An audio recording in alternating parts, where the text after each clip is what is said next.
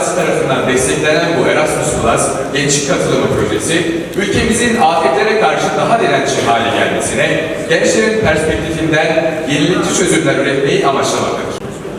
Şimdi bu anlamda zirvemizin açılış konuşmalarını yapmak üzere Sayın Bakanım, değerli hazirun, gençlik çalışmalarımızı Türkiye'nin dört bir yanında 81 il teşkilatımızla, üniversitelerde akademik, düşünce, eğitim, medeniyet kulüplerimizle, liselerdeki farklı faaliyetlerimizle, bütün gençlerin katılabileceği nitelikteki ciddi çalışmalarımızla büyük bir gençlik sivil toplum kuruluşu olarak çalışmalarımızı sürdürüyoruz. Bugün çok anlamlı bir çalışma için bir araya gelmiş durumdayız. Bilindiği üzere son yıllarda dünya genelinde, ülkemizde yaşanan afetlerde ciddi artışlar gözleniyor. Sadece sayısı artmıyor, yıkıcılığı da bu anlamda herkesin dikkatini çekiyor. Dünyada yaşanan seller, depremler, yangınlar nedeniyle on binlerce insan ölüyor. Salgınlar, hastalıklar, sağlık sistemlerinin çöküşü, tedarik zincirlerinin zarar görüşü gibi ciddi korkunç tablolar yaşanıyor. Bununla birlikte bütün dünyada artan savaşlar, iç çatışmalar da büyük yıkımlara neden oluyor. Gazze'de yaşanan insanlık dışı İsrail'in saldırılarını, 42 bin insan hayatını kaybettiği soykırımı insanlar ekrandan izliyor ve savaş coğrafyaya doğru yayılmaya çalışılıyor ve Gazze'de taş üstünde taş kalmadı adeta neredeyse. Bütün bunlar insani krizlerin oluşmasına, büyük göç dalgalarına ve en kötü senaryolara bu anlamda sebebiyet veriyor ve önlemlerin alınması konusunda insanların hazırlıklı olması ve hazırlıklılık düzeyini artırması da bir o kadar önem arz ediyor. Evet, Gazze. Yüreğimiz yanıyor. Yürek yangımız. İsrail'in Gazze'de yaptığı soykırım, katliamlar insanlığın vicdanında derin yaralar açtı. Bombalanan evler, camiler, hastaneler, yerle bir edilen okullar, şehit edilen çocuklar. Ne yazık ki bütün dünya seyirci kalıyor. Sizler bu haksızlık karşısında hiç susmadınız. Milletimizin vicdanında temsil eden, insanlık onuruna sahip çıkan bir duruş sergiliyorsunuz. Biz biliyoruz ki değerli kardeşlerim, dünya sussa da Türkiye susmaz, bu millet susmaz.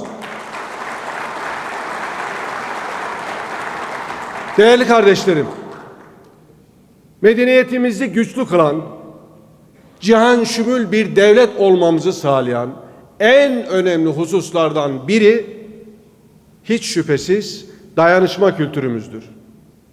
Ne demiş atalarımız? Yalnız taş duvar olmaz. Gönül coğrafyamızda milletçe yaşadığımız her zorlu süreçte sizler dayanışmadan, fedakarlıktan asla ama asla taviz vermediniz. Bir oldunuz, birlik oldunuz, Suriye'de evsizlere duvar ördünüz.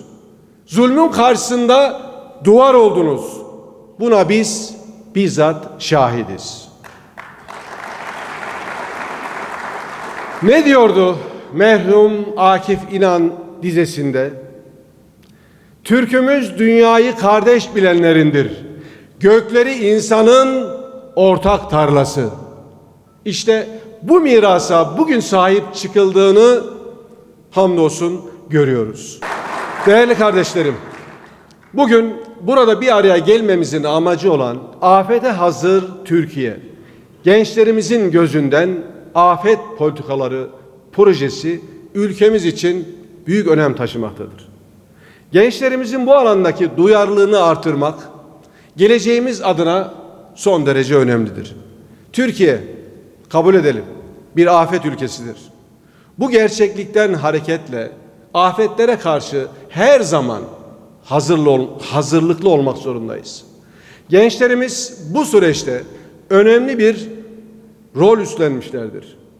7 bölgede yapılan çalıştaylar, gençlerimizin farkındalığını artırmak açısından büyük bir imkan sağlamıştır. Aynı zamanda bu projeden elde edilecek sonuçlar bizler için de yol gösterici olacaktır. İçişleri Bakanlığı olarak her zaman gençliğimizin yanında olduk ve olmaya da devam edeceğiz. Afetlere hazırlık konusunda atılacak her adımda desteğimiz tamdır. Afetlere karşı dirençli bir Türkiye inşa etmek hepimizin sorumluluğudur. Bu tür projeler ülkemizin afetlerle mücadelesini daha güçlü hale getirecektir. Genç memur sen de bu mücadelede Allah nazardan saklasın çok önemli bir rol üstlenmiştir. İlim, irfan ve hikmet yolunda şuurlu bir gençlik misyonuyla çıktıkları bu yolda kısa sürede büyük başarılar elde etmişlerdir. Değerli kardeşlerim, biz de İçişleri Bakanlığı olarak 600 bin personelimizle birlikte kara vatanda, mavi vatanda, siber vatanda canla başla çalışıyoruz, çalışmaya da devam edeceğiz. Kahramanlarımız huzur ve güvenin teminatıdır. Teröristlerle, organize suç örgütleriyle, zehir tacirleriyle, siber zorbalarla, tüm suçlular ve suç odaklarıyla amansız bir mücadele sürdürüyoruz. Şehirlerde de, kırsal bölgelerde de hainlerin inlerine giriyoruz. Tıpkı sanal dünyada siber zorbaların inlerine girdiğimiz gibi. Şehir eşkıyalarına göz açtırmıyoruz. Zehir tacirlerine de acımıyoruz. Bizim için emek kutsaldır. Milletimizin göz nuru, emeğine göz dikenlerin karşısında yine biz varız. Türkiye'mizi daha güvenli, daha huzurlu bir ülke haline getirmek için büyük bir gayretle, canla, başla çalışmaya devam ediyoruz. Ancak burada altını çizmek istediğim çok önemli bir husus var değerli dostlarım. O da suçta önleyicilik kavramı ile ilgili. Suçun oluşmasını önlemek sadece kolluk güçlerimizle sınırlı bir süreç değildir. Eğer böyle düşünürsek önümüzdeki sorunu çok basite indirgemiş oluruz. Oysa önleyicilik faaliyetinde bireysel ve toplumsal birçok faktör devreye girmelidir. Bu salonda olduğu gibi ülkemizin dört bir yanında pırıl pırıl gençlerimiz var. Aydınlık geleceğimiz olan çocuklarımız var. Ve siber dünyada birçok unsur çocuklarımızı, gençlerimizi tehdit ediyor. O karanlık dehlizlerde siber zorbalar maalesef fırsat kolluyor. Şimdi kötülüğe karşı, suç ve suç odaklarına karşı önleyici gücümüzü geliştirebilmemiz için milletçe topyekün bir mücadele vermek zorundayız.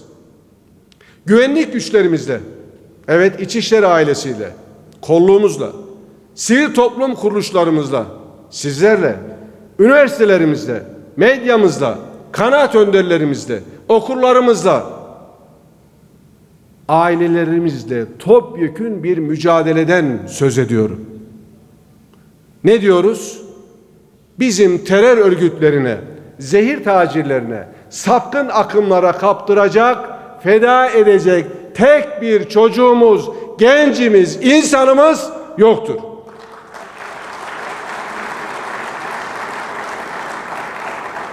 Bu duygularla Cumhurbaşkanımız Sayın Recep Tayyip Erdoğan liderliğinde büyük ve güçlü Türkiye yolunda, Türkiye yüzyılı hedeflerimiz doğrultusunda çalışmaya devam edeceğiz.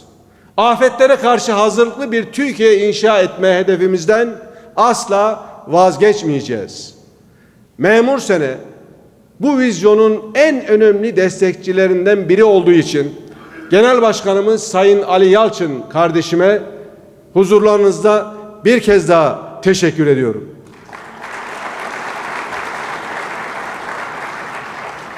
Siz kıymetli Genç Memur Sen Başkanına huzurlarınızda yiğitliği, cevvalliğinden ve heyecandan dolayı bir alkışla ben isteyeyim mi? Maşallah diyoruz. Maşallah diyoruz. Heyecanınız daim olsun. Her zaman zor günlerimizde, Allah göstermesin, afet günlerimizde Türkiye'mizdeki bütün arama kurtarma ekiplerimizle birlikte sizleri görmekten çok büyük memnuniyet duyuyoruz. Ben bu duygularla bu programa ev sahipliği yapan Memur Sen ailesine tekrar teşekkür ediyorum. Biriniz bin olsun. Hep birlikte aziz milletimize zor günlerinde, dar günlerinde nefes olmaya devam edeceğiz. Sizleri sevgiyle, saygıyla selamlıyorum.